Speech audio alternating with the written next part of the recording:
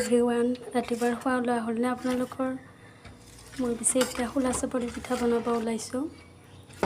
ভাবিলোঁ আজি ৰাতিপুৱা এয়েই খাওঁ, বহুত দিন খোৱাও নাছিলোঁ। ইফালে টাৱাখন গৰম হ'ব দিছোঁ।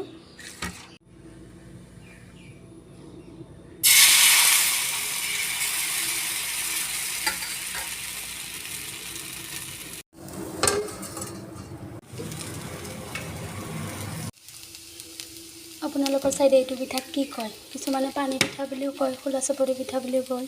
আমাৰ এইফালে পিছে খোলা চাপৰি পিঠা বুলি কয় দেই। ক'বচোন আপোনালোকৰ ফালে কি কয়?